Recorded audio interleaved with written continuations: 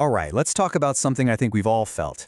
That desire to make a real change in your life, but you have absolutely no clue where to even begin. Well, this is for you. We're going to break down the psychology and the practical steps of real self-improvement into a simple guide you can start using like today. Yeah, it's such a common feeling, right? That sense of just being stuck. You know you want something different, something more, but the path from where you are right now to where you want to be, it just feels like it's covered in fog. You're not even sure which way to turn to take that first step. And this quote, man, it just hits the nail on the head, doesn't it?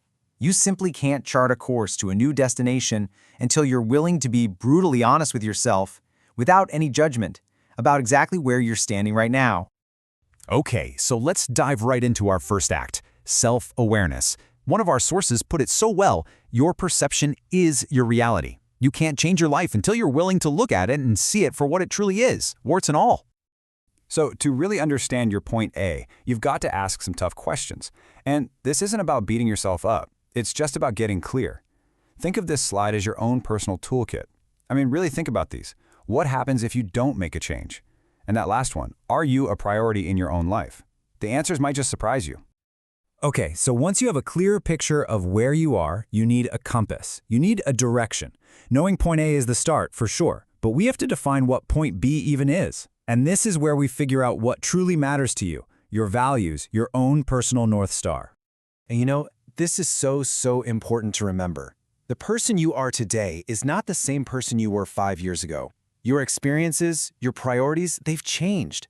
A truly fulfilling life isn't about sticking to some old script you wrote for yourself. It's about making sure your actions today line up with your values today. So how do you turn those big, kind of vague values into an actual plan? Well, this right here is the game plan. The SMART framework is a classic for a reason. It stops your goals from being just wishes. So instead of, I want to get healthier, it makes you say, I'm going to walk for 30 minutes, 3 times a week for the next month. See the difference? One is a dream, the other is a target. All right, you've got your map, you know your destination, but now comes what is often the single hardest part of any journey, just taking that first step. We have to figure out how to overcome that powerful, invisible force that keeps us glued to the sofa, procrastination. Believe it or not, the ancient Greeks actually had a word for this feeling, akurasia. It's that timeless, super frustrating human condition of knowing exactly what we should do, but doing something else instead. It's choosing the comfort of right now over the progress of the future. And what's really happening here is a battle inside your own head. It's a fight between two versions of you. Your future self, that's the visionary, the one setting these amazing long-term goals. But your present self is the one actually driving the car, and all it cares about is immediate rewards. It wants the donut now, not the healthy body in 6 months. So the big question is, how do you get your present self to play along? How do you trick it into doing what's best for your future self? Well, the answer is surprisingly simple, and it's all about the number on your screen, 2. This is the 2-minute rule, and it's a game changer. Any new habit you want to start has to take less than 2 minutes to begin. Read more becomes read 1 page. Go for a run becomes put on my running shoes. And that is the secret sauce right there. The 2-minute rule works because the barrier to entry is so incredibly low, it's almost harder to say no than to just do it. It gets that the real problem isn't the work itself, it's the huge effort it takes just to get started. But once you start, well, momentum becomes your best friend.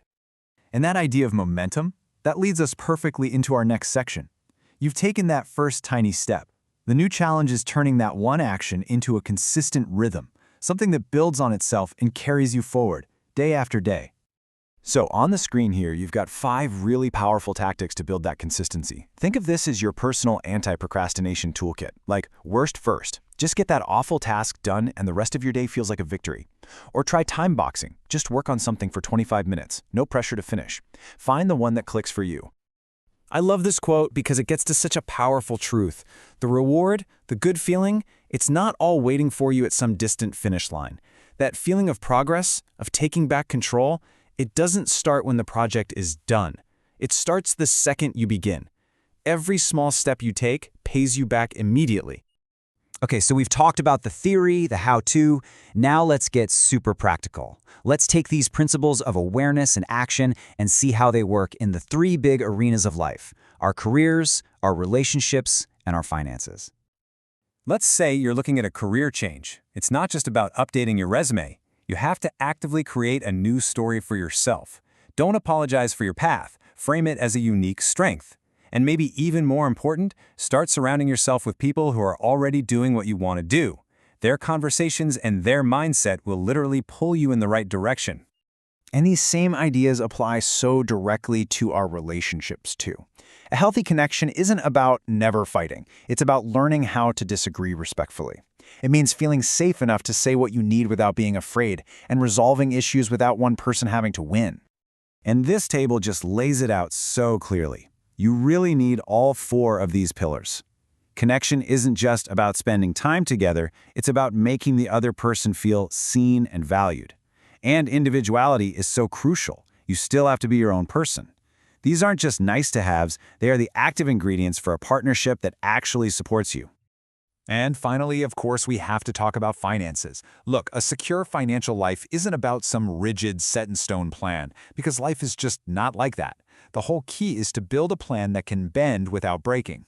A flexible budget, a solid emergency fund for when things go sideways, and checking in on your plan every year, that's what makes sure your money is serving your life, not the other way around. So, there it is. The whole roadmap, right from figuring out where you are, to taking that first step, to building momentum that lasts. The map is in your hands. The destination is yours to define. The only real question left is, what will your first 2-minute step be?